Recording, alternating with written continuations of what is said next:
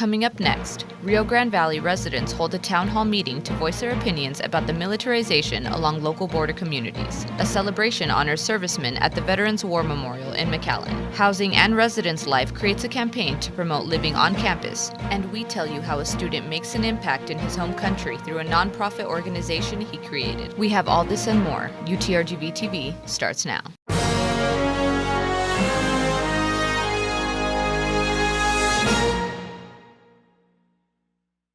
Thank you for joining me on this week's UTRGV-TV edition. I'm Ileana Moreno.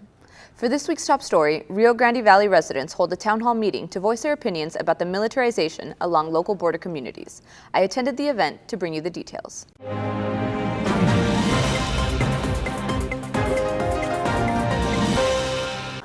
The Rio Grande Valley community gathered directly in front of the McAllen Border Patrol headquarters to voice their concerns over the border wall. The town hall was planned after no official town halls were prepared in the RGV about the topic. We're the people of this land. Do you know what Rio Grande Valley resident Marcelo Ramirez says it's important to be educated about topics like the border wall that directly affect our local community. Having this isolated nation that is locked in by a wall is absurd and stupid. Hidalgo and Cameron County residents were joined by immigrants, El pueblo callado jamás será escuchado. El pueblo callado jamás será escuchado. veterans, and environmental experts taking the stand to voice their own stories one by one. One thing is to not lose hope. There's so much that we feel like it's out of our hands, and it really is in our hands. And that's what I think that we need to wake up and realize, that this is in our hands.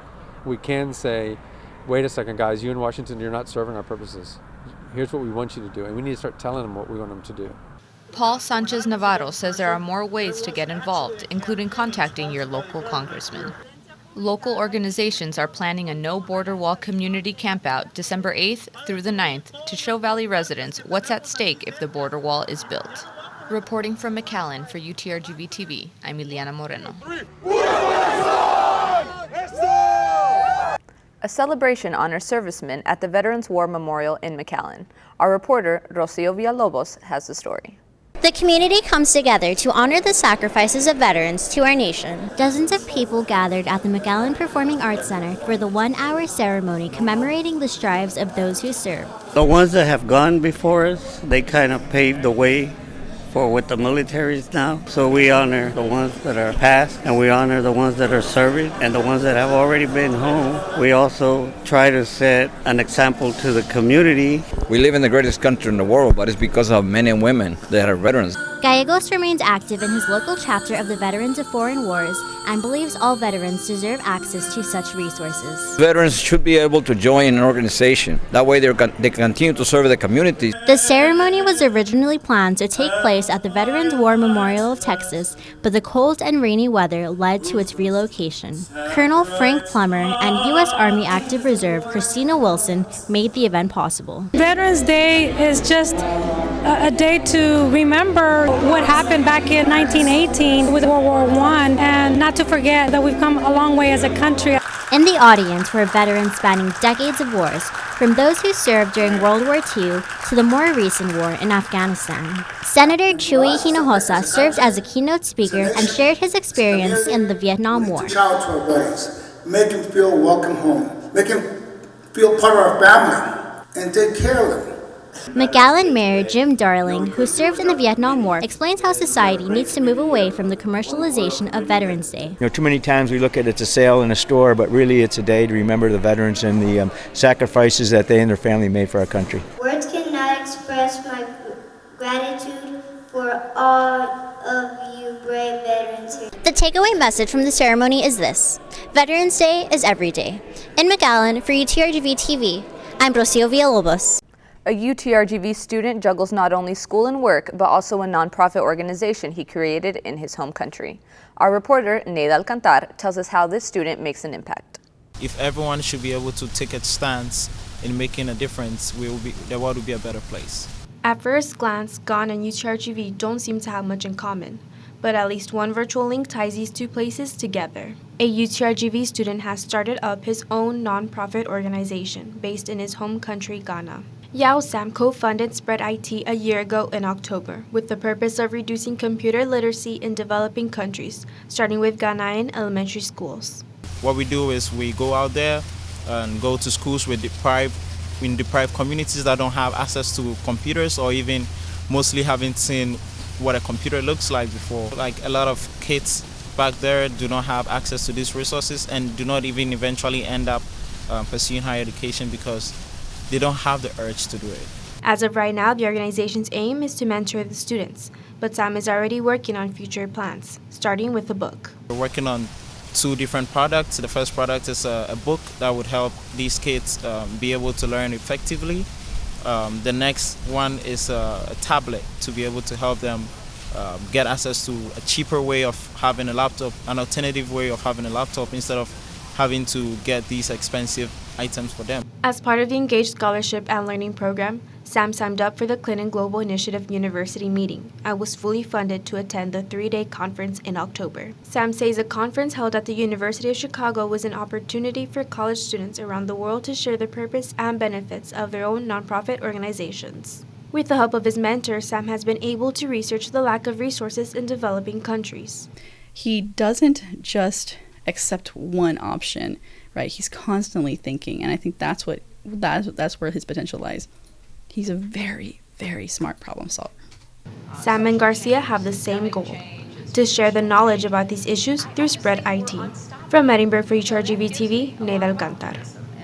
One Valley city made an extra effort during the final hours of Election Day to get people to the polls. Here's our reporter Marisol Villarreal with more details.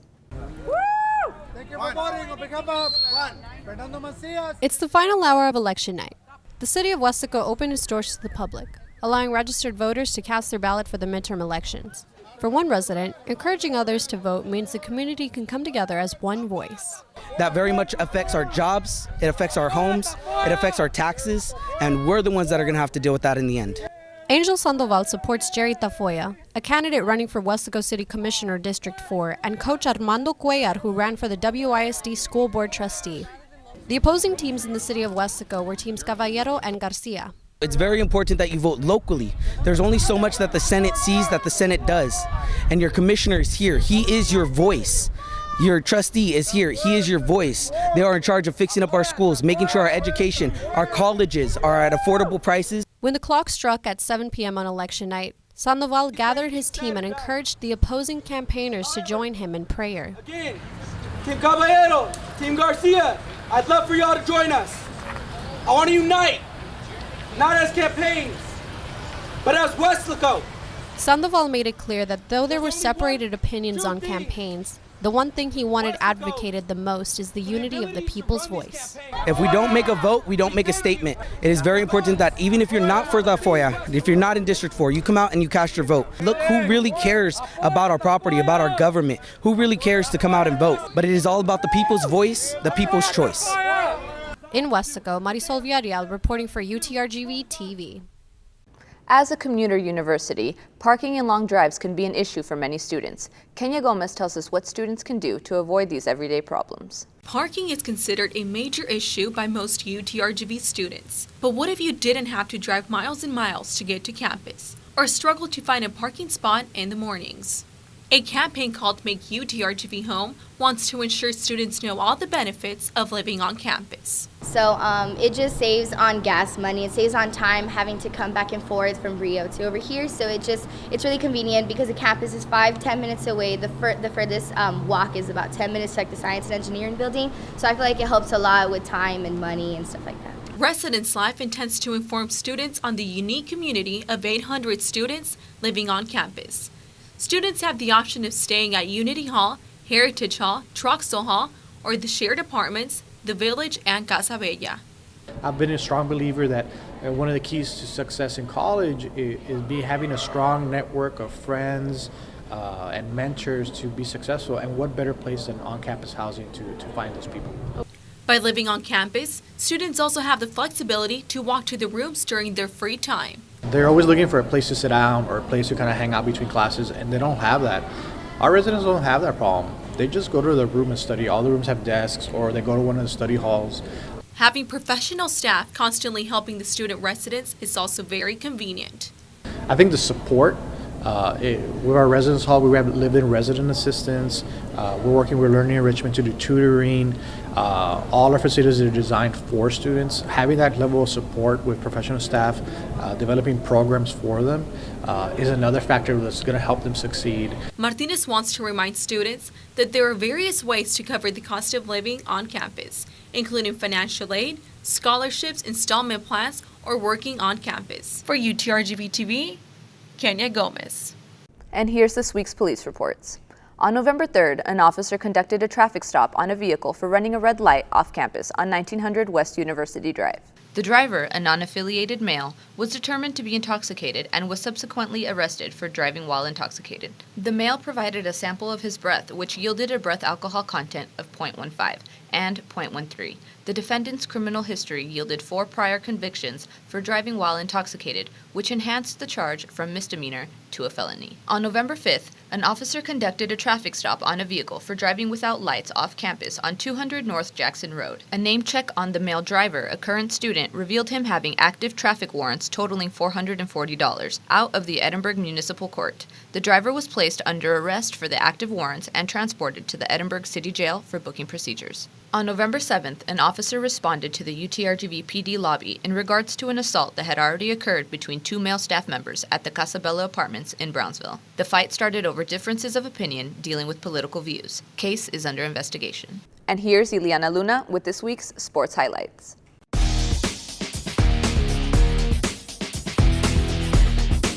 On this week's sports highlights, women's basketball opens up their season and women's volleyball sets a program record with an 11th win in the WAC tournament. Saturday, November 10th, women's basketball played home against Texas Lutheran University. Sophomore Amara Graham led the team with 15 points along with 6 assists and 3 steals. Senior Nichelle Hyman scored 14 points and senior Idol Turk scored 11 points with 5 rebounds, 5 assists, and 4 steals. And seniors Cynthia Sampson scores 10 points along with Madison Northcutt with 7 points. Later, number 15 Hyman comes off the bench to throw the last 3 baskets of the second quarter with a pair of threes that increased the girls' lead with 47-17. And here's a few words from head coach Lane Lord. Well, we wanted to get off to a great start, and Texas Lutheran is going to be a really good team for their level, and I think that they had a big win the other night, so we wanted to come out and really play unselfish, share the basketball, touch the post, touch the paint, and then get kickouts. And I really thought the players executed the game plan perfectly, and couldn't be more happier for them. UTRGV's big win against TLU was 82-38. Next up, women's volleyball played Thursday, November 8th against California Baptist University, setting a program record in Division I. Senior Ragni Knudsen and junior Barbara Silva made 17 kills each playing offense. Knudsen made her 11th double-double of the seasons after posting 20 digs in the match. Senior Dubrovka and sophomore Deborah made 26 assists, and senior Giselle Zayas made 29 digs. Zayas, number 18, also made the Division I program's all-time career digs list as 10th place to record at least 1,000 digs. Thursday's match was a win for our girls, 3-2. That does it for this week's sports highlights, but to keep up to date on full schedules and tickets, visit goutrgv.com for the latest. Reporting for sports, Ileana Luna. On this edition of Music Craft, the band Pacific Notion brings a West Coast style to the Valley music scene. Our reporter, Nathaniel Puente, brings us more. If you ever thought the RGV needed a West Coast feel, today is your lucky day. Pacific Notion cultivates sounds of California bands like Red Hot Chili Peppers and Weezer to form a unique band with a fun sound. Pacific Notion formed in 2012 as the All Naturals when the members were still in high school. The band split up as they prepared for college, but came back in 2015 with a new identity. The group at this point consisted of Chris Cuellar on vocals, Stephanie Cisneros on guitar, and George Benya on drums. They changed their name to Pacific Notion to reflect the bands that influenced them. Once they reformed, their focus was set on recording music. Before that, though, they needed a bassist. On our way to one of the gigs, I was on Craigslist looking for a bass player, and I found an ad that said, "I'll play anything but metal." And that's how I feel a little personally attacked by that, but okay. Pacific Notion hit the studio and recorded their debut EP, All Natural, released in June 2017. The 5-track EP is highlighted by catchy riffs and tight songwriting. In 2018, the band set out to record their debut album. The project was funded through Kickstarter and is set for release in December 2018. The lead single, LWLUK, features a music video produced by the band. We just really wanted to throw water in George's face. And we sat down and they wanted to do just a regular, in a warehouse, play the song. And I knew that that's not something I wanted to do. I wanted to add that story element. And it just came down to like, wouldn't it be funny if it's like, we're all trying to get with a girl, she doesn't want to get with any of us. The band originally formed with no straightforward goal, but enjoyed the bond that grew and see bright things for their future. The more we started playing, the more shows we started getting, the more of an audience that we got. It just kind of became something I wanted to do. It's something I want to invest my time with. It's not just a part-time thing or like a for fun thing. I don't think I would want to do this with anybody else. Look for Pacific Notion to release more music in the future and gig around the valley. You can find them on Facebook, Twitter, and every major streaming site. Reporting for UTRGV-TV, I'm Nathaniel Puente. And that's all we have for you today. But remember, if you have a story that you'd like for us to know about, or know someone in the UTRGV family who's making a big or small change on campus or in the community, you can contact us through social media or email us at utrgvtv@gmail.com. We have community and university news for you every week. See you next time.